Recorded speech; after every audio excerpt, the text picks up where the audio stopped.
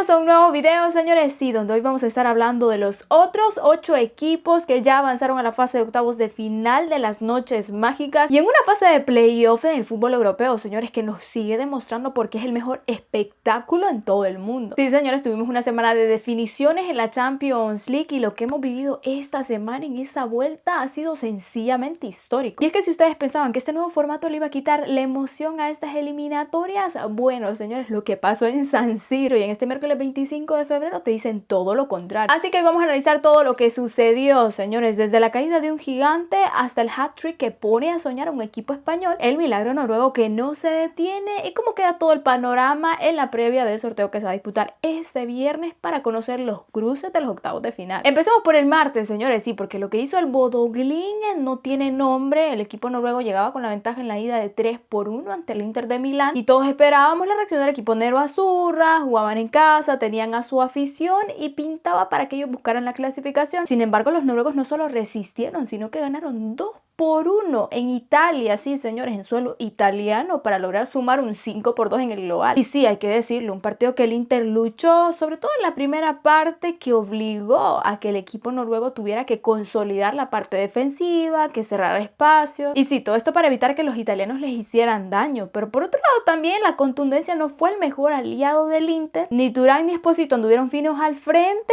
y a pesar de irse con un 0-0 al descanso, en la segunda parte ya lo perdían 2-0, por ahí al minuto 72, errores defensivos. Y ese primer tanto precisamente llegó gracias a un error de Manuel Akanji, que le envió el balón a Sommer, y llegó Jens-Peter Hauge, que no perdonó para mandar al fondo de la red ese balón. Sí, el Inter no jugó un mal partido y llegaban con esa obligación de revertir ese 3-1 en la ida, pero se enfrentaron o se encontraron con un Bodø Glimt que venía con un ritmo a tope, que no te perdonaba, llegaban con la ventaja y diría yo que ese resultado en la ida liquidó prácticamente la serie y le dieron un masterclass al subcampeón de Europa y líder absoluto de la Serie A. Ahora, señores, es la primera vez que un equipo de Noruega se mete entre los mejores 16 equipos de la Champions League en este formato y vaya de qué manera, eliminando a un Inter que ahora está en una situación bastante complicada. Así que de aplaudir la campaña extraordinaria que viene haciendo este equipo del Bodø Glimt, porque son un equipo que no te juega con miedo, que lucha los partidos. Y sí, señores, la recompensa vino con la clasificación a la siguiente fase de los octavos de final de la mayor fiesta del fútbol europeo. Mientras que en el Metropolitano, señores, el Atlético de Madrid del Cholo Simeone despejó cualquier duda tras ese 3-3 en la ida ante el Brujas. En este duelo de vuelta, Alexander Sørloth se lució, se vistió de héroe, marcando ese hat-trick espectacular para el 4-1 final. El noruego se convirtió en el máximo goleador del conjunto español. Y sí, señores, el equipo del Cholo Simeone llega a esta fase de octavos de final con el colmillo afilado, vamos a decirlo así. Vimos un nivel físico interesante y sin duda que la ofensiva es una de las fortalezas de este equipo que no le tuvo piedad al conjunto belga. Mientras que el Bayer Leverkusen, señores, también cumplió con su tarea tras ese 2-0 en Grecia ante el Olympiacos. Manejaron los tiempos en casa con un normalito, tranquilo y vamos a decirlo que un poco aburrido 0-0. No fue un mal partido, pero sí lograron el objetivo, que era avanzar a la siguiente fase de esta competición, y aquí también yo diría que el resultado se definió en la ida. Por otro lado, el Newcastle, que sigue siendo una máquina de hacer goles, vencieron 3-2 al Karabakh para cerrar un global de 9-3.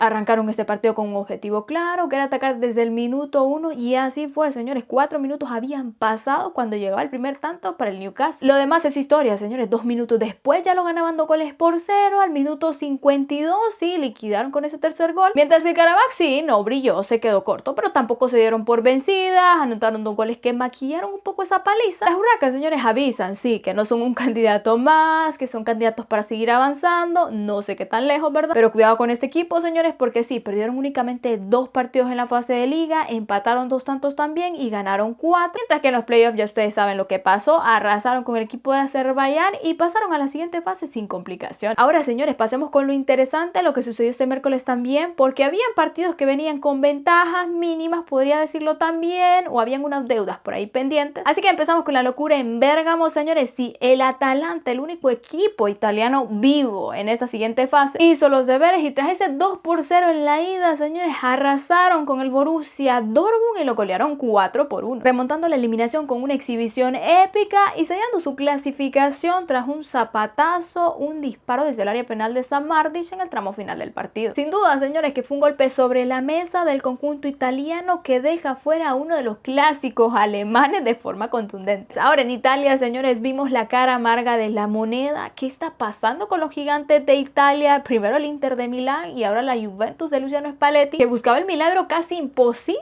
tras esa goleada de 5-2 que recibió por parte del Galatasaray en Estambul. Pero no, señores, aunque hubiera un tramo del partido en que uno pensaba que la Juventus iba a lograr la hazaña, se toparon con una defensa turca que estaba potente. Y aunque la Juve lo intentó remontando el eliminatorio y llevando el partido hasta la prórroga, gracias a los tantos de Locatelli desde el área penal, otro de Federico Gatti al minuto 70 y un cabezazo de Weston McKennie en el tramo final de los 90 reglamentarios, y con un hombre menos, señores, se encontraron con un orden táctico de los turcos. Y yo creo que esa montaña también de haber caído 5-2 en la ida fue el golpe más duro para este equipo, que sí la luchó, la peleó, pero no se logró, señores. Sí, un 5-7 en el global que deja fuera a la Juventus y se despiden de Europa muy tempranamente, señores. Sí, lo intentaron, perdonaron, se notaba que tenían las piernas cansadas en ese tiempo extra que jugaron y lastimosamente no le ajustó, señores. A mí personalmente me gustó la garra que pusieron, que fue un equipo que no se dejó aplastar, querían la clasificación y, señores, vuelvo a repetir, lo peor que les pudo haber pasado es haber caído con un marcador tan abultado en la ida, que por ende dejó la puerta abierta para que el Galatasaray celebrara lo que hoy es una realidad, señores. Sí, un pase histórico a los octavos de final. Ahora, señores, el derbi francés PSG versus Mónaco fue un partido con bastante tensión. Luis Enrique sufrió en el banquillo, señores, sí, con un equipo que se le paró enfrente luchando hasta el último minuto, pero el talento individual del equipo parisino, señores, terminó pesando en este partido de vuelta con un resultado y un empate bastante apretado de 2-2. Gracias a los tantos de Marquinhos y Kvaratskhelia aseguraron su pase a los octavos de final,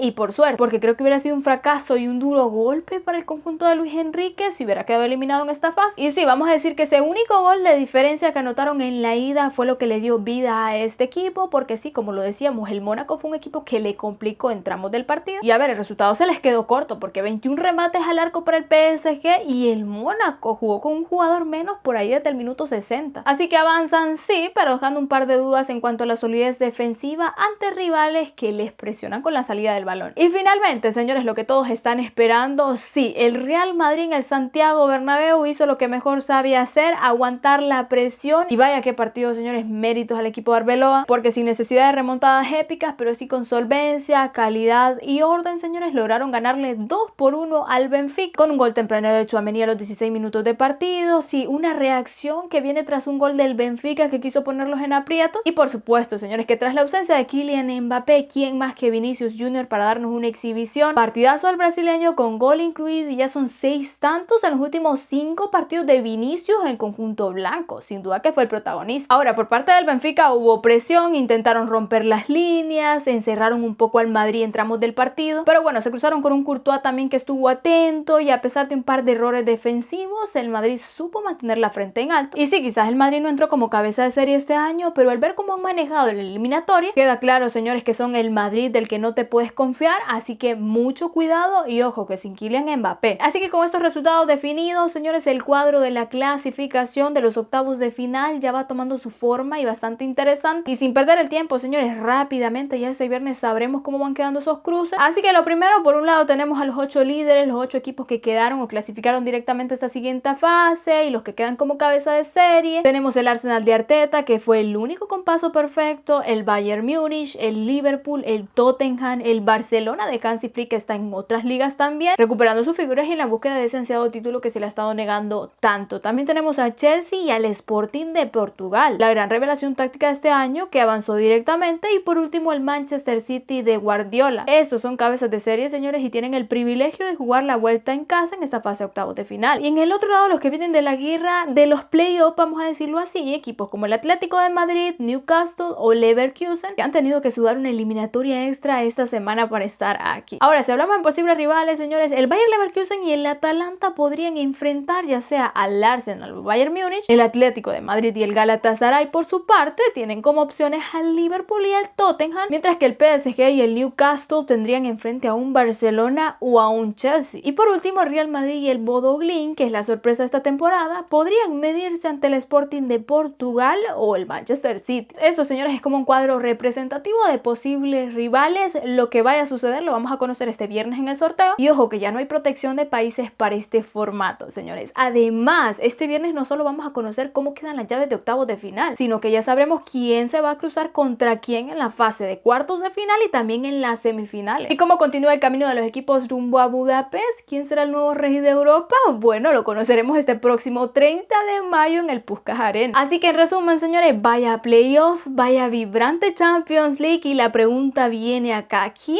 para ustedes es el mejor o el favorito ahora mismo? ¿Podrá el Bodo Glimt seguir con su cuento de hadas o le arruinarán la fiesta? ¿Qué te parecieron estos playoffs de la Champions League? Déjame tu opinión en los comentarios, que los voy a estar leyendo a todos. Como siempre les digo, si son nuevos acá, no olviden suscribirse, activar las notificaciones, dejar su like, ayúdenme a compartir el video para que lleguemos a más personas, y por supuesto estar pendiente de mis redes sociales, donde les voy actualizando qué es lo que va sucediendo. Gracias por acompañarme hasta aquí y nos vemos en un próximo video.